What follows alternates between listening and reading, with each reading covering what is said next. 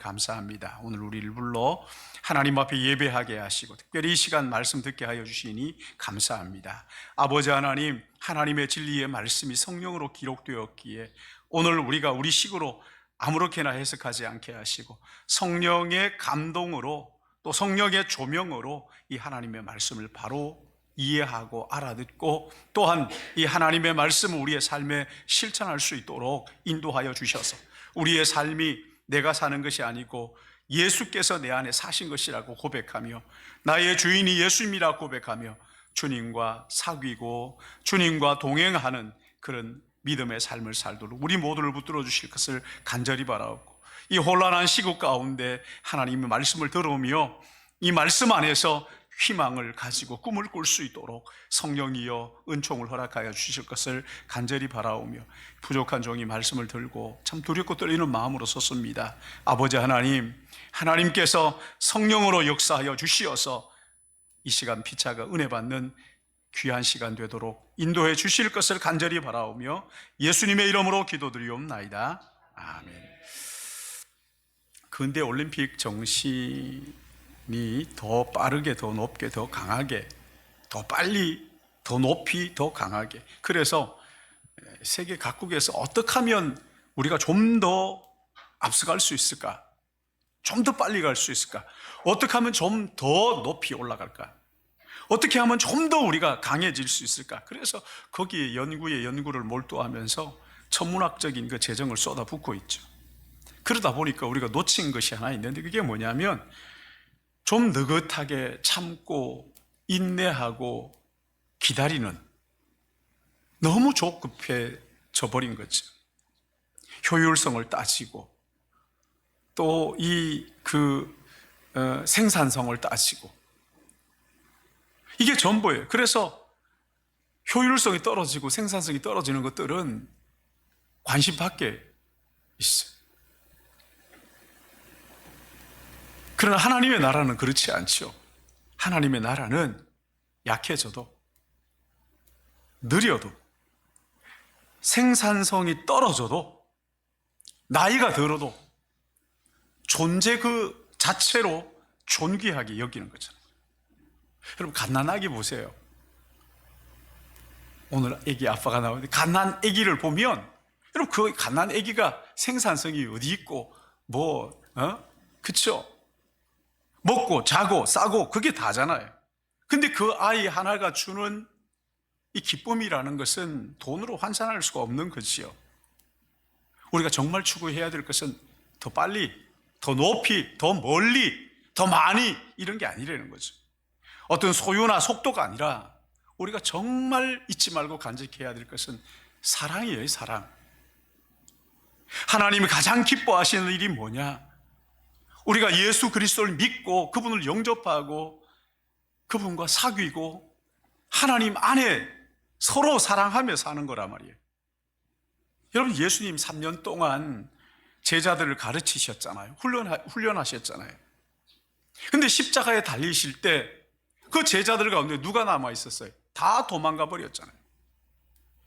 이런 걸 볼 때 예수님의 생애는 실패한 것이나 다름이 없다. 우리는 그렇게 보잖아요. 세상 사람들 그렇게 본다고요. 예수님은 실패하셨다. 그런데 예수님은 그렇게 생각하지 않으셨어요. 배신과 환멸과 실망과 회의 이런 것을 거치지 않고서는 진리에 이를 수 없고 참된 제자가 될 수 없는 것처럼 그렇게 생각을 하셨죠. 예수님 부활하신 후 40일 동안 제자들과 질문하고 대답하고 하면서 하나님의 나라의 일을 가르쳐 주셨어요. 그리고 제자들이 보는 앞에서 하늘로 올려져 가시잖아요. 하늘로 올려져 간 그 하늘을 쳐다보고 있는 갈릴리 사람들에게 천사들이 갈릴리 사람들아 어찌하여 서서 하늘을 쳐다보느냐? 그리고 빨리 내려가서 예수님이 약속하신 성령을 기다리라. 몇 날이 못 되어서 너희가 성령으로 세례를 받을 것이다 말씀하시죠. 이제 제자들이 예수님이 떠나간 이 땅에 예수님이 하셨던 그 일을, 아니 그보다 큰 일을 하게 될 것이니 그 전에 약속하신 성령을 기다리라 말씀을 하셨어요. 여러분, 이 기다림, 이거 참 쉽지 않거든요. 이 기다리는 시간, 그러나 이게 얼마나 중요한지 몰라요. 여러분, 밥 지을 때도 뜸들이는 기다림이 필요하잖아요. 약속하신 성령을 기다린다. 여러분, 이것은 우리의 욕망으로 부풀었던 가슴을 가라앉히고 우리 안에 모든 차별의 벽을 허물고, 그리고 울타리를 넘어서 세계로 향하여 나가는, 더 넓은 곳으로 나가는, 더 많은 사람들을 품을 수 있는 마음을 넓히는 그런 시간이지요. 여러분, 영혼을 구원하는 일보다 더 시급한 일이 어디 있습니까? 근데 이런 총각을 다투는 일을 내려놓고 빨리 나가서 전해라 하지 않으시고, 너희들 떠나지 말고 기다려라, 예루살렘을 떠나지 말고 약속하신 것을 기다리라 말씀을 하시는 거예요. 초기 기독교 공동체에 이 기다림이라는 것이 어떤 의미였는지를 오늘 본문을 통해서 우리가 좀 살펴봤으면 좋겠어요. 여러분, 하나님이 원하시면요, 40일 기다리라, 열흘 기다리라, 오순절 기다리라 그럴 필요가 없잖아요. 하나님은 금방 주실 수도 있어요. 승천하시면서 곧바로 성령을 내려주실 수도 있는데 기다리라 이렇게 말씀을 하시는 거죠. 왜 그러셨을까요? 예수님께 승천하시기 전에 가룟 유다를 대신 다른 사도를 뽑아주실 수 있잖아요. 야, 우리 같이 다녔던 사람 중에 네가 그 가룟 유다를 대신해, 이렇게 말씀하실 수 있을 텐데 그렇게 하지 않으셨어요. 그냥 가셨어요. 그리고 하시는 말씀이 약속하신 성령을 기다리라. 성령을 기다리는 동안에 제자들의 마음이 기경이 됐어요. 기경이. 공동체의 체질이 새롭게 형성되는 그런 시간이었단 말이에요.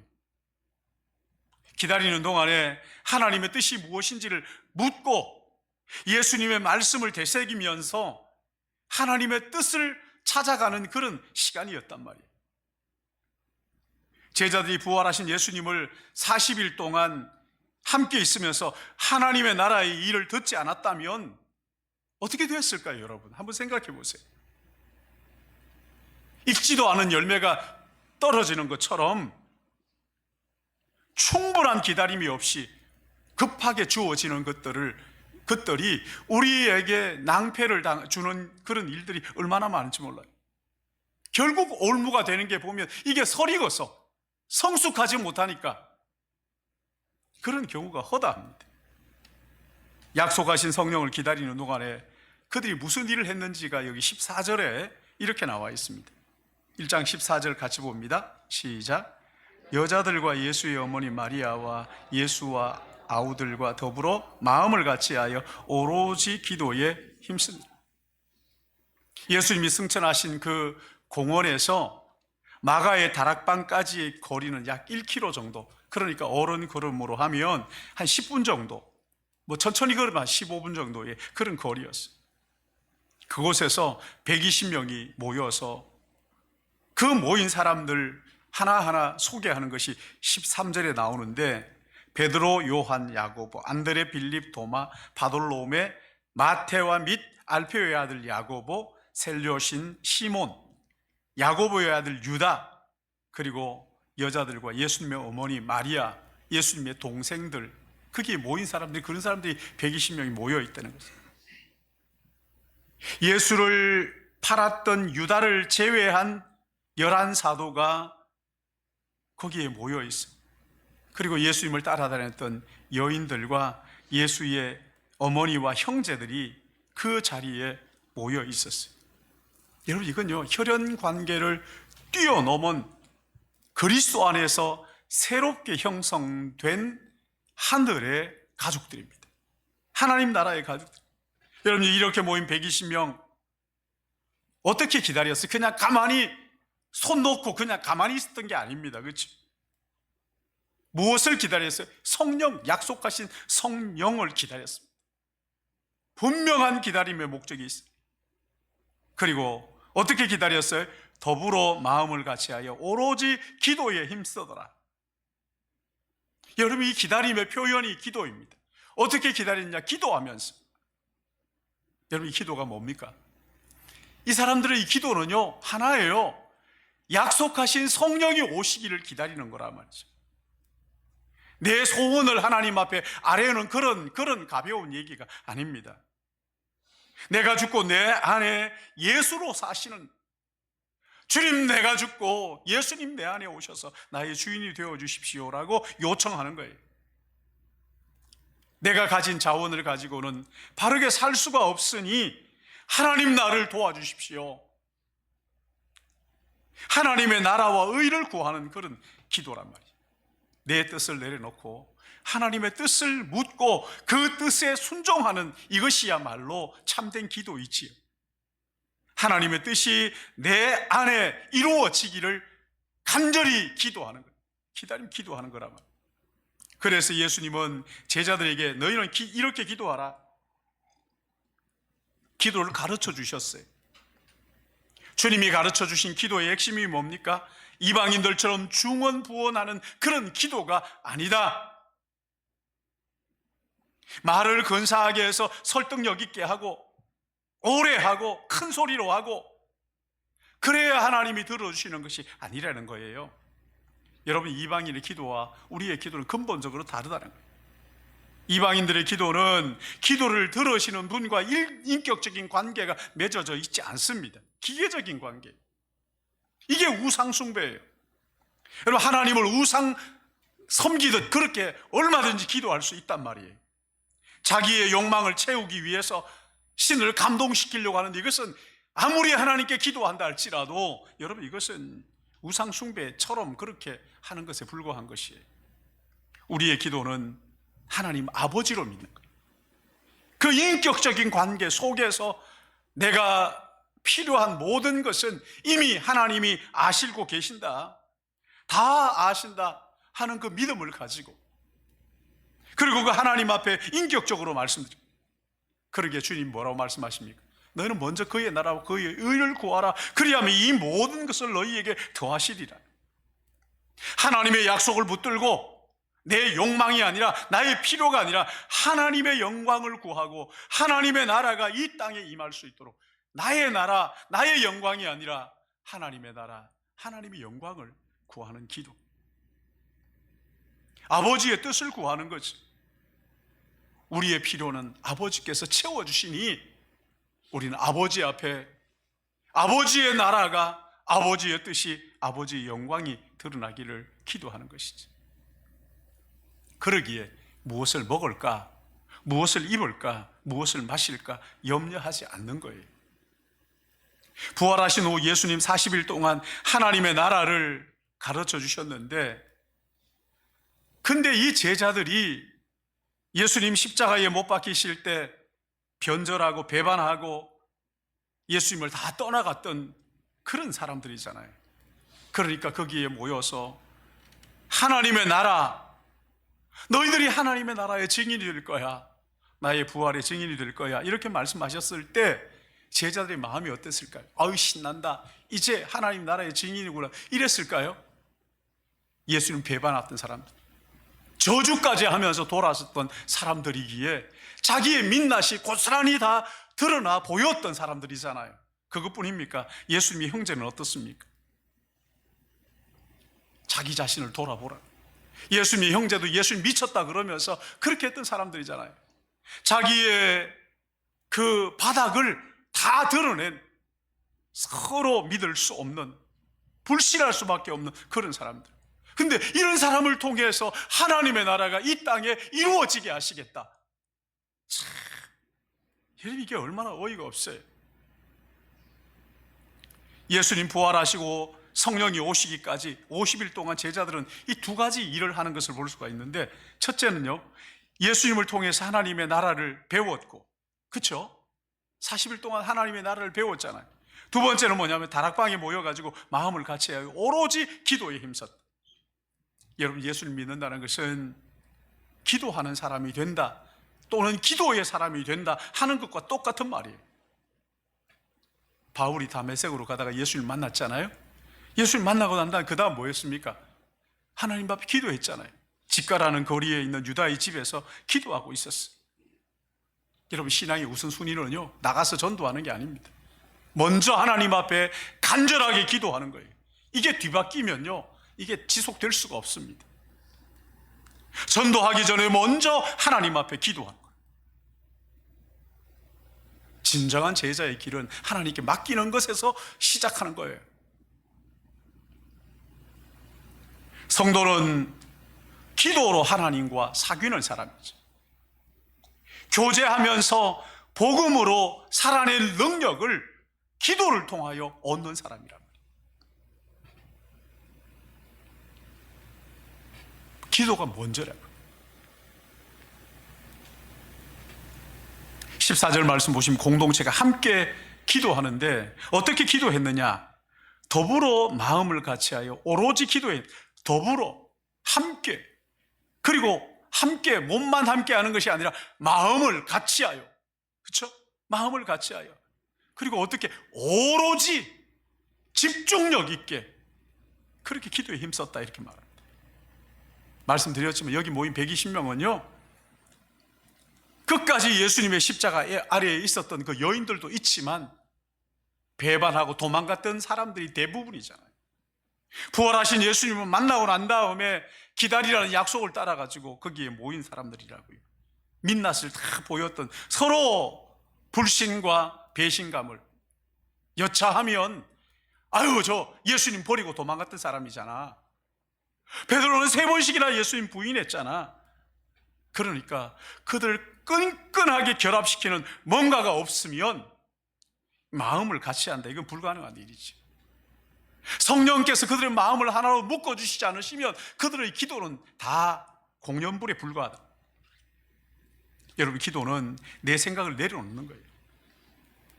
그리고 하나님의 생각을 받아들이는 거라고요. 성령께서 우리 안에 오셔서 편견의 담을 허물고 한계의 울타리를 뛰어넘게 하시면서 하나님의 나라를 바라보게 하는 것이 기도란 말이에요. 이제 한 가지, 부활하신 주님이 그들에게 주신 사명, 이 사람들은 기도하면서 그걸 되새기는 거예요. 내가 오늘을 사는 이유는 하나님이 나에게 주신 이 사명이다, 그걸 붙드는 거죠. 그러니까 그 마음을 같이 하면서 하나님의 나라의 의를 구하는 공동체가 됐다. 서로의 차이를 인정하고 차별하는 것을 허용하지 않는 거예요.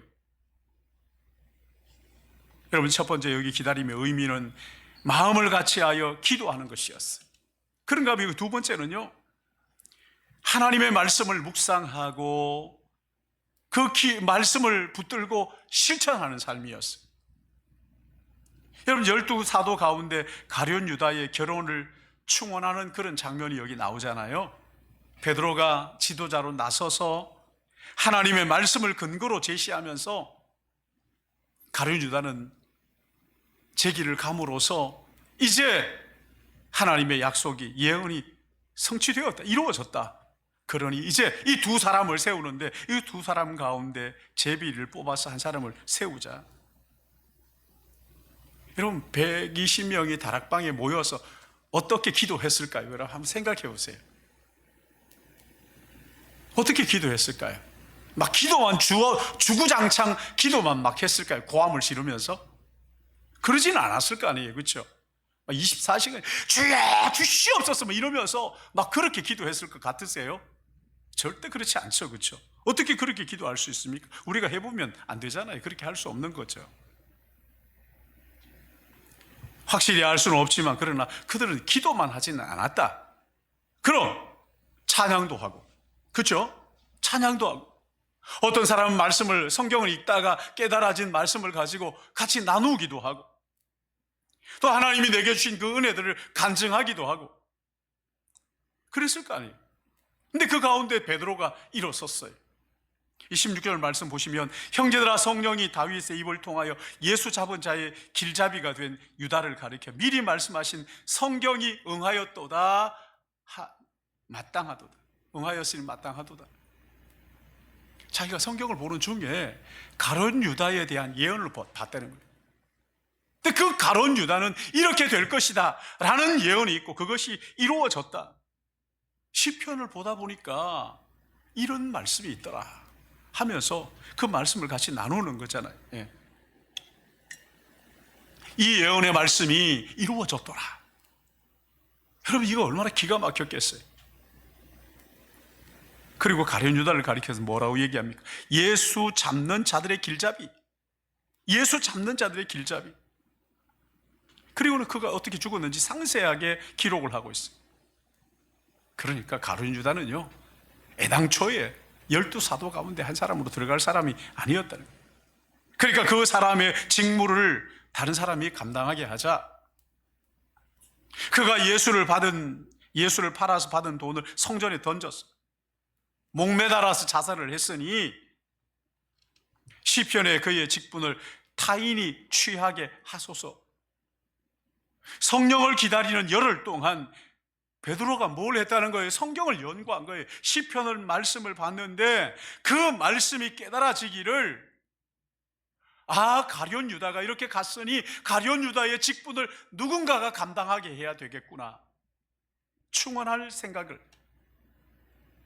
여러분, 베드로는 전에도 이 말씀을 깨달았던 경험이 있어요. 어떤 경우에도 나는 주님을 버리지 않겠습니다, 호언장담하잖아요. 근데 예수님께서 뭐라고 말씀하시면, 네가 오늘 밤에 닭 울기 전에 3번 나를 부인하리라. 3번 부인하고 난 다음에 예수님의 말씀이 깨달아진 거예요. 그리고는 회개하고 울며 회개했던. 근데 이 구약 성경을 보다가 그때 깨달았던 말씀처럼 시편의 말씀이 마음에 와닿으면서 깨달아진 거예요. 가룟 유다의 일과 그리고 어떻게 될 것인가를 말씀을 통해서 깨닫고 난 다음에 그 말씀을 가지고 실제적으로 이제 움직이기 시작을 한 것이죠. 근데 사도를 충원하잖아요. 가룟 유다의 자리를 누군가 채우는데 사도들이 죽을 때마다 충원하지는 않았어요. 가룟 유다의 자리를 채운 것. 애당초 가룟 유다는 예수님의 사도가 아니었다는 거죠. 그리고 여기 사도의 자격을 21절, 22절에 제시하는데, 이러함으로 요한의 세례로부터 우리 가운데 올려져 가신 날까지 예수께서 우리 가운데 출입하실 때 항상 우리와 함께 다니던 사람 중에 하나를 세워 우리와 더불어 예수께서 부활하심을 증언할 사람이 되게 하여야 하리라 하거늘. 여러분, 사도의 사명은 예수의 부활을 증언하는 것이라 말이에요. 요한의 세례로부터 승천하신 그 날, 그러니까 공생의 기간 동안 사도들과 함께, 우리와 함께 다녔던 사람, 사도들과 함께 다녔던 사람, 예수님이 어떤 분이고 또 예수님이 무슨 일을 하셨고 왜 그 일을 하셨고 하는 것들을, 이 복음을 아는 사람. 그런가 하면 또 하나는 사도들과 교제가 있는 사람, 우리와 함께 다녔던 사람, 그 사람들을 세우던. 그러니까 사도의 가장 중요한 자격이 뭐냐? 예수 그리스도를 알고 있느냐? 알고 그분을 믿느냐? 그 예수 그리스도, 그분의 복음을 바로 알고 있느냐? 그리고 사도들과 사귐이 있느냐? 그렇게 하니까 두 사람이 뽑혔어요. 하나는 바사바라고 하고 별명은 유스도라고 하는 요셉, 또 하나는 마띠아. 요셉은 이름이 많은 거 보니까 좀 유력한 사람인 것 같아요. 그러나 마띠아는 그렇지 않았어요. 두 사람 중에 선택을 해야 되는데 사도들이 선택했다면 아마 요셉을 선택하지 않았을까? 잘 아는 사람이니까. 근데 하나님께 맡깁니다. 그렇죠? 이게 성숙한 모습이에요. 하나님의 뜻대로 해주십시오. 여러분, 이게 성숙한 모습이라고요. 제비 뽑기가 성경적이다, 그거 아닙니다. 그걸 말하는 게 아니라 우리가 원하는 바가 있지만, 그러나 내가 원하는 대로 하지 말고 하나님이 원하신 바가 이루어지기를 원합니다. 신앙의 성숙한 모습이 그런 거라 말이죠. 하나님 앞에 맡기는 거예요. 하나님 앞에 맡기는 거예요. 그리고 사도들의 사명을 분명하게 밝히고 있는데, 봉사와 사도의 직무를 대신할 자. 여기 사도의 직무, 봉사. 사도의 직무는 봉사다. 여기서 말하는 봉사, 이것은요, 예수님께서 내가 너희 가운데 온 것은 섬기는 자로 왔다. 저는 제가 무엇을 가지고 봉사할까? 저도 뭐 청소할 수 있고 잘할 수 있어요. 그러나 그런 것 가지고 봉사하라고 세우지 않으셨다. 하나님의 말씀을 가지고 성도들을 바르게 섬겨야 된다. 여러분, 말씀을 가지고 섬기는 이것이야말로 제가 섬기는 자리란 말이죠. 우리의 섬김은 어디서 나옵니까? 자리가 주는 것 아닙니다. 나 목사니까 목사님은 못 됐단 말입니까? 나는 장로니까 장로는 못 됐단 말입니까? 그게 아닙니다. 장로로 목사로 마땅히 섬길 때 그 섬김의 권위입니다. 우리의 권위는 자리가 주는, 내가 대통령인데 까불고 있어, 이런 거 아닙니다. 대통령으로서 섬기는 거예요. 대통령으로 섬기는 거예요. 목사로서 말씀을 가지고 성도들을 섬길 때 그때 영적 권위가 세워지는 거라, 하나님이 세워주시는 거라 말이죠. 하나님께 맡기는 이 제비 뽑음을 통해서 성숙한 모습을 보여줄 뿐만 아니라 여기 하나님의 말씀을 가지고 섬길 자들, 정말 바르게 사도로 섬기는 자, 봉사하는 자, 하나님 나라를 위해서 그렇게 세워집니다. 사랑하는 여러분, 저는 이번 주에 내내 제 입에서 그 흥얼거리던 찬양이 있어요. 하나님의 부르심에는 후회하심이 없네. 내가 이 자리에 선 것도 주의 부르심이라. 하나님의 부르심에는 결코 실수가 없네. 나를 부르신 하나님의 신실하심을 믿네. 날 부르신 뜻, 내 생각보다 크고 날 향하신 계획, 나의 지혜로 측량 못하나 가장 좋은 길로, 가장 완전한 길로 오늘도 날 이끄심을 믿네. 사랑하는 여러분, 요셉이 있지만 마띠아를 세우셨어요. 누구를 세우든지 하나님께 맡깁니다. 이게 성숙한 사람이, 내 생각이 도저히 저 사람 자격 없어, 이게 아닙니다. 하나님 앞에 맡기는 거예요. 그리고 하나님께서 선택하신 그 사람을 우리가 바라보고 섬기는 것이죠. 우리 주님은 승천하시면서 사도들에게 성령이 오실 때까지 예루살렘을 떠나지 말고 성령을 기다리라고 하셨어요. 기다리는 동안에 자기를 성찰하는 거, 돌아봐야 됩니다. 기다리는 동안에 거듭 이 부활의 증인으로 거듭나는 시간이죠. 자기 욕망을 다 내려놓고 하나님의 뜻에 순종하는 그 시간. 주님을 따르기로 다시 결단하고 내 생각과 맞지 않다 하더라도 언제든지 내가 토를 달지 않고 소박하게 순종하며 나가는, 결단하는 그런 시간이죠. 여러분, 성령은 노력하지 않는 사람들에게 배달되는 잘못된 우편물이 아니에요. 성령은 약속을 기다리고 믿고 기다리고 사모하는 사람입니다. 하나님의 말씀을 묵상하면서 그 말씀이 내 삶에 이루어지기를 기다리는 사람들에게 주시는 하나님의 선물이란 말이죠. 나라가 정치적으로 혼란하고 참 이 혼란의 소용돌이 가운데 있는데 우리가 사도행전 이 말씀을 묵상하는 동안에 우리 모두가 성령 충만함을 받아서 내 생각대로 가볍게 욕하지 말고 성령 충만함을 받아서 내가 죽고 내 안에 성령이 사심으로 내가 살고 가정이 살고 이웃을 살리고 나라를 살리는 우리 신일교회의 믿음의 가족 되시기를 예수님의 이름으로 축원합니다. 하나님 아버지, 하나님 아버지, 은혜를 감사합니다.